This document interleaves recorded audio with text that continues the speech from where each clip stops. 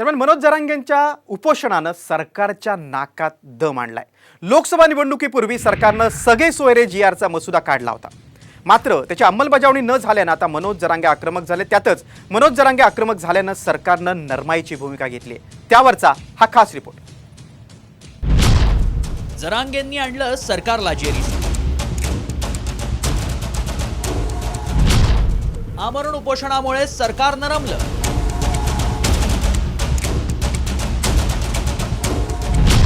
तोडगा काढण्यासाठी फडणवीसांचा पुढाकार। मनोज जरांगे पाटलांनी उगारलेल्या उपोषणास्त्रानं सरकारला पुन्हा नाकीनऊ आणलंय। लोकसभा निवडणुकीच्या पूर्वी सरकारनं सगळे सोयऱ्यांना कुणबी दाखले देण्यासंदर्भात जीआरचा मसुदा काढला होता, मात्र हा जीआर अजूनही बासनात गुंडाळण्यात आला। त्यामुळे जरांगे आपल्या मागणीसाठी आक्रमक झाले। सरकार पुन्हा एकदा जरांगेंच्या मागण्यांवर सकारात्मक असल्याचं उपमुख्यमंत्री फडणवीसांनी सांगितलंय। त्यामुळे मनोज जरांगे पाटलांनीही सलाईन लावण्याची तयारी दर्शवली।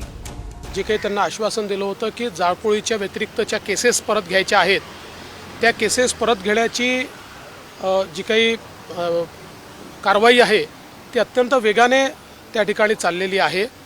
आणि त्यासोबत त्यांचा जो मुख्य मुद्दा आहे सगळ्या सोयऱ्यांचा, त्या संदर्भात देखील आपल्याला माहिती आहे की शासनाने पहिलं नोटिफिकेशन हे जारी केलेलं आहे। इतक्या वेगाने सगळे प्रयत्न करते आहे, तर श्री मनोज जरांगे पाटील यांनी देखील आपलं उपोषण त्या ठिकाणी स्थगित केलं पाहिजे असं माझं मत आहे।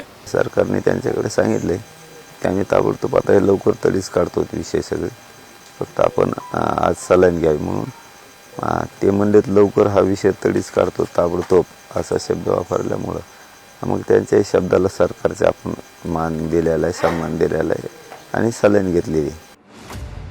मनोज जरांगे पाटलांनी कुणबी दाखला देण्यासाठी सगळे सोयऱ्यांचा समावेश करण्यासंदर्भात कायद्याच्या अंमलबजावणीसाठी पुन्हा आमरण उपोषण सुरू केलंय। जरांगेंच्या नेमक्या मागण्या काय आहेत पाहूया।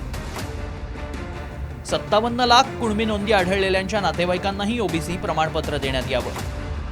हैदराबाद संस्थानच्या गॅझेटचा आधार घेत राज्यातील मराठा समाजाला कुणबी प्रमाणपत्र देण्यात यावं।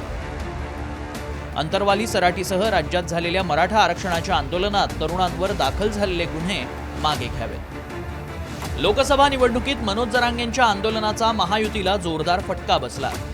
त्यानंतर आगामी विधानसभा निवडणूक डोळ्यासमोर ठेवून सरकारनं पावलं टाकायला सुरुवात केली आहे। मनोज जरांगेंच्या मागण्यासंदर्भात सरकार सकारात्मक असलं तरी ओबीसी समाज काय भूमिका घेणार आणि सरकारनं मनोज जरांगेंना जे आश्वासन दिले ते पाळणार की ते हवेत विरणार हे पाहावं लागणार आहे। गणेश कवडसह माधव सावरगावे, साम टीव्ही, अंतरवाली सराटी।